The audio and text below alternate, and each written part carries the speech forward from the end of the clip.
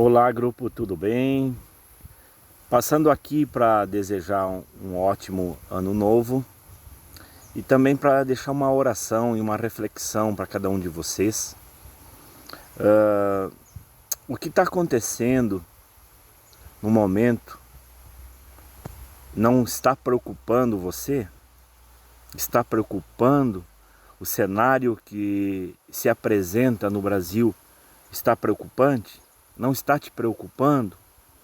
Está me preocupando muito, porque é muito preocupante realmente o que está acontecendo. Mas como é que eu lido com toda essa situação? Como é que a igreja lida? Como Jesus lidaria? Essa é a grande pergunta a ser feita, né? Como é que Jesus lidou, sabendo que ele iria ser preso, condenado em menos de 24 horas e crucificado, levado à cruz? Como é que ele se preparou para tudo isso? O seu psicológico, como ele não se abalou? Apenas momentos antes da crucificação, quando ele foi orar, em que seu suor, né, se transformou em gotas de sangue. Pelo simples motivo dele saber qual era o propósito dele. Simples assim. Por que é que nós nos atribulamos? Por que é que nós perdemos o nosso sono? Porque nós temos uma insegurança do futuro que nos reserva. E essa insegurança não é por causa das coisas, das más notícias que vêm até nós, não. É dentro de nós uma insegurança na nossa alma, porque nós não temos segurança para onde nós vamos depois que nós partimos. Porque o nosso dinheiro não vai adiantar nada.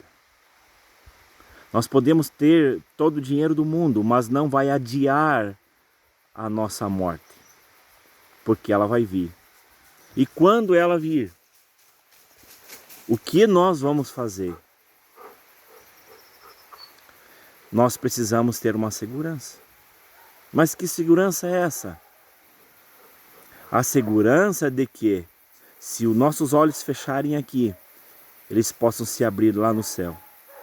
Porque isso é certo, que mais cedo ou mais tarde, todos nós teremos que prestar conta diante de Deus. E se você está aqui nesse grupo, em que eu estou gravando especialmente para vocês, é porque vocês querem um propósito de vida. Vocês almejam um propósito de vida. E que propósito é esse? Que eu nasci nesse mundo para cumprir o quê? Para fazer o quê? Você nasceu por uma vontade permissiva de Deus para cumprir um propósito. Mas antes de tudo é ser um filho de Deus. E isso ninguém pode tornar você filho de Deus. Você não nasce sendo filho de Deus. Você se torna filho de Deus. A gente, quando vira o ano, né, o calendário, a gente pensa, poxa, passou o ano tão rápido e eu não fiz nada. E não vejo nada de novo. Nós não podemos esperar algo novo repetindo as mesmas atitudes que nós tivemos no ano velho. Você pode fazer muita coisa nesse ano, começando a partir de uma vida com Deus, de uma atitude que você tem com Deus. Mas como é que eu faço isso? De que forma? Eu já estou fazendo alguma coisa para Deus. Será? Será que você está fazendo a vontade de Deus? Ou já entregou a sua vida para Jesus? Ele sabe das minhas coisas, o que eu tenho orado, o que eu tenho pedido, o que eu tenho agradecido. Jesus sabe dos meus problemas. Eu sei que Ele sabe. Mas a questão é, a tua alma está em paz se você descansar hoje, se os teus olhos se fecharem hoje. Você tem a segurança de que você não vai para um lugar de condenação. Então nós temos que pensar e refletir. Não vamos repetir ano após anos, e nós não chegarmos a concluir um projeto que Deus tem para a nossa vida.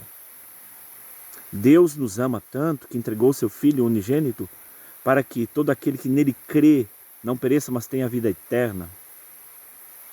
Você vai conseguir lidar com as situações externas primeiro, lidando com as tuas internas. De que forma? Tomando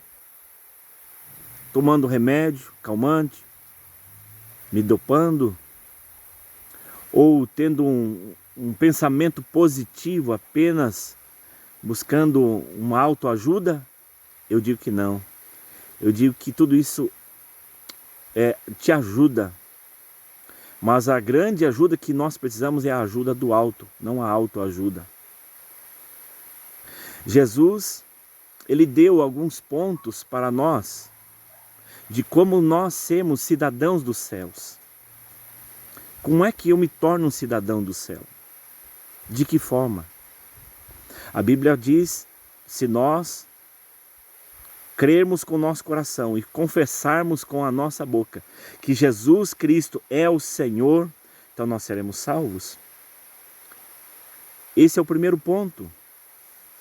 Quando você crê que Jesus é o único Senhor, Salvador, e que não há outra forma de invocação,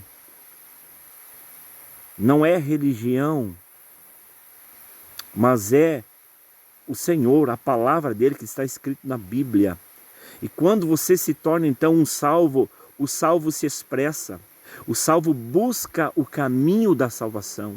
O salvo busca o caminho da redenção, da santificação, porque todo salvo agora ele passa por um processo de santificação, porque ninguém pode chegar ao céu sem a santificação, porque sem a santificação ninguém verá o Senhor. E o caminho da santificação é o caminho difícil, é um caminho árduo, e que você não consegue santificar-se sozinho. Santificar-se é separar-se. Nós precisamos passar por alguns processos de cura da nossa alma, desintoxicação da nossa mente poluída pela religiosidade ou a falta da espiritualidade, falta de conhecimento de Deus, que nós temos muito conhecimento, muito acesso a muitas coisas e nós temos pouco acesso à verdade de Deus. Quantos perdão que a gente precisa liberar. Mas enfim, todo salvo ele passa por um processo primeiro, ele aceita Jesus. Tá? Fez o primeiro passo, aceitar Jesus. Entender que só Jesus salva. E eu devo orar somente a Jesus. Qual é o segundo passo? Eu preciso me batizar. É o batismo de arrependimento, agora eu sou uma nova criatura, eu preciso passar pelo processo agora de remissão dos meus pecados. Jesus, ele falou isso. E Jesus deu ordem aos discípulos para que os discípulos fossem e fizessem discípulos batizando em nome do Pai, do Filho e do Espírito Santo e ensinando a guardar todas as coisas que ele havia ordenado. E depois o próximo passo é permanecer fiel ao Senhor e participando da ceia do Senhor, que é a aliança que nós temos com o céu. E para fazer para cumprir esses dois propósitos, ordenanças, eu posso dizer melhor, essas duas ordens, batismo nas águas e a ceia do Senhor, você precisa de uma igreja. Você precisa de um pastor. Você precisa de um ministro. Você precisa se submeter à liderança pelo qual o Senhor constituiu. Ele deu uns para apóstolos, outros para profetas, outros para pastores, outros para evangelistas e outros para mestres.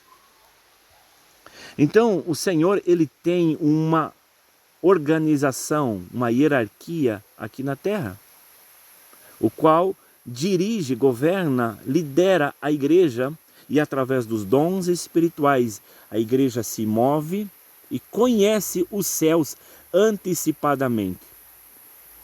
O Espírito Santo nos dá ciência e revelação das coisas futuras e das coisas que estão acontecendo. Então, o que nós precisamos fazer para cumprir o propósito de vida? Sair do estado de inércia.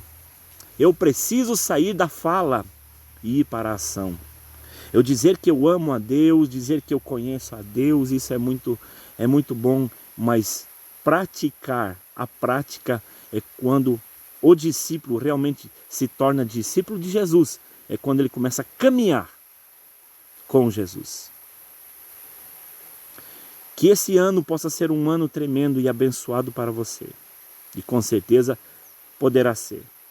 Um ano diferente. Um ano extraordinário. Independentemente daquilo que está acontecendo. Os que são de Jesus, os que são de Cristo, o Senhor vai guardar do maligno. Deus guarde a tua casa, a tua família e a tua vida. Mas se proponha a se deleitar na vontade do Senhor Jesus.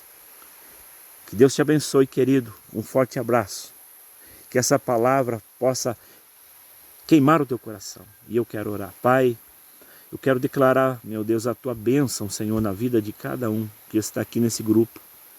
Senhor, abençoe, Senhor, a vida deles. Que eles possam tomar a mais sábia das decisões, a qual há mais de 20 anos atrás eu também tomei. E não me arrependo porque não existe outro caminho pelo qual nós possamos ser salvos.